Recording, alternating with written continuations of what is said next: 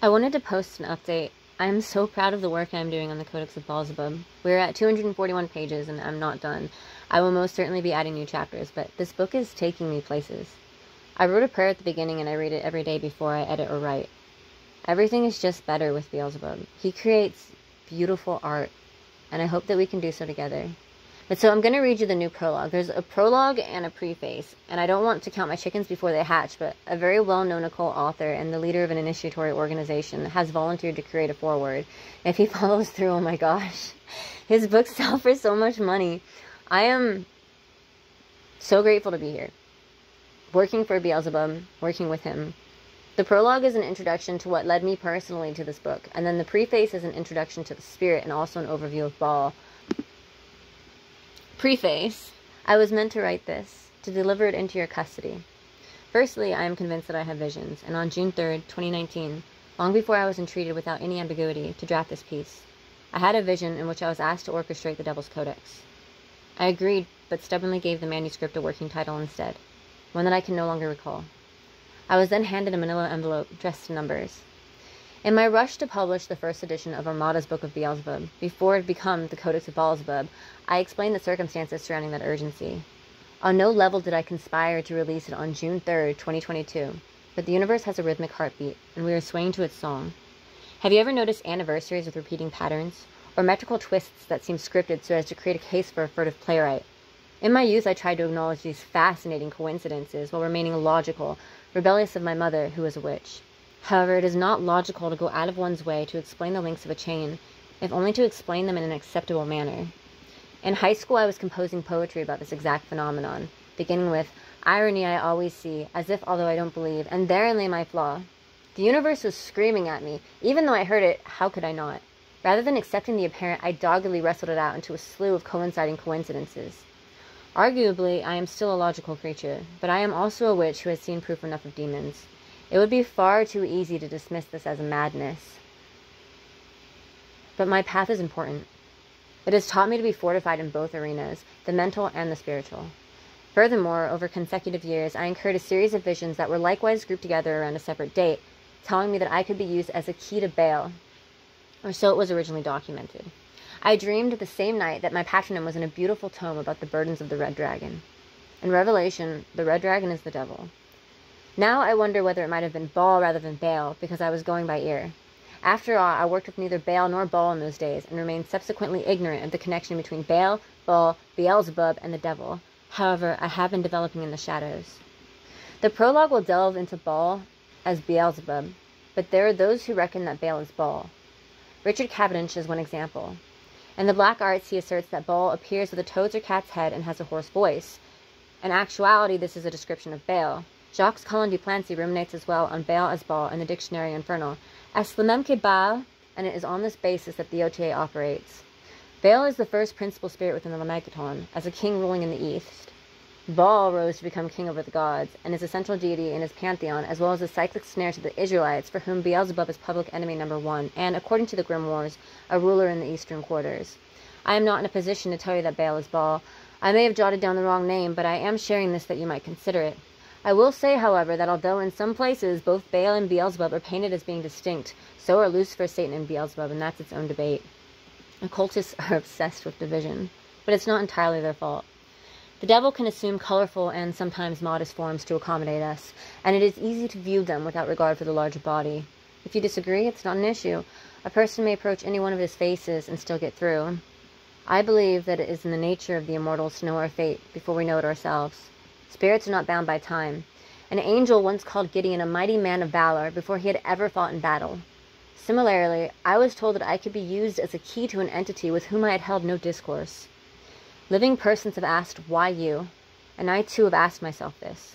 Shadow work is indispensable, and it is a skill to be critical as well of what we most want to hear. I told myself, statistically, that to be pretentious is improbable in such a densely populated world. However, I have come to understand our true rarity. To be persistent, not easily discouraged, sincere and capable sets us apart. We may try to stay grounded in order to avoid flights of fancy, but if you have a good head on your shoulders, you're already ahead of the curve. Take a moment to appreciate all of the factors that have lined up in order to make that possible. For you to exist, so much had to be maneuvered, and it's not random. Imagine longing to be someone else before you've stepped into your own destiny. Do not underestimate yourselves, nor your power. You might also have a calling, although I don't think just anyone could have written this book, nor performed the job which I was given. This is my birthright. While hammering away at the second edition, I stumbled upon another family member who produced a Ball publication, hers through Harvard. There is also my grandfather. He wrote much on the gods, Etruscans, Babylonians, and could translate Sumerian. I had a dream wherein I was in a class drawing sigils. Within earshot, two people discussed me. One said, "Did you know she speaks dead languages?" "No," I protested. "That's my grandpa." So, do they sense the dormant potential and mold it like a putty, describing what is yet to happen? Do they wait for us? Because there have been clear and prevalent signs that I am meant to write. Across my life, at least 3 unrelated individuals have gifted me domain names to websites with the instructions that I am to write. Such a thoughtful and peculiar present to be thrice recycled, with the earliest occurrence when I was underage. Even this volume, which you were reading, was conceived by external design, for it was an established author who petitioned that we combine forces on a book of Beelzebub. He would betray me mid-journey, but not before activating my prognostication regarding the Codex. I find it extraordinary that I typed paragraphs with additional gnosis from visions, but the document which auto-saves to the cloud somehow saved incorrectly and was lost. Thankfully, this never happened while writing the actual contents of the chapters, which span over 200 pages. As an isolated incident, however, that could be a sign. Therefore, I will allow you to form your own opinions, as the book is not about me, and the word is alive. I have made an effort to insert the occasional vision and ritual encounter into this edition, in order to be personable and to appease both camps, but the majority of it will remain collegiate. It should supply you with the groundwork to begin or enhance your practice. Frankly, if you have entered the realm of demons but are dependently seeking answers from humans, you're in the wrong place. The wonderful thing about these beings is that with enough patience, you can convene with them yourself. I wholeheartedly agree that first-hand experiences are the goal, but that means creating them. I don't follow my peers nor paranormal investigators because, to me, this subject is too religious to be misrepresented. The spirits are watching, so it would reflect poorly on me to make false claims about them whilst under that surveillance, and it would be embarrassing to become excited or taken in by another, only to have their tricks be fabricated. I don't wish to be deceived, and this is perfectly healthy. There is no iniquity to enter as a skeptic. I promise that will not stop them. Not if you put your nose to the grindstone. Not if you are willing. You must come to be induced. It has to be you. I do believe that I am meant to write this, and numerology dubs me as the master teacher. But I must also learn what is not to be written, for our gifts are a double-edged sword. I am the messenger here for what is sometimes secret, because it is so sacred. To be occulted is to be concealed, hidden. I don't make the rules. And the fact that those who guide me can demand that their wishes be respected, especially when we are in disagreement, has exemplified the authenticity of our dialogues. The deepest messages divulged to me were once in conflict with my paradigm. So much so that I rebutted the information, until I realized that this suggested its source had come from outside of the self. Let this be a lesson to the greenhorn. We never stop learning, and you are fortunate to build rapport from a clean slate. Uphold your spiritual contracts, for it is worse to break a pact than to have made none. The bottom line is that we are to act as instruments, and I'm honored to play my part. Okay, so now I'm going to read you a little bit of the prologue. I'm not going to read you the whole prologue, because there's stuff in here already that, I don't know, like, I've kind of dug up, you know? It's special.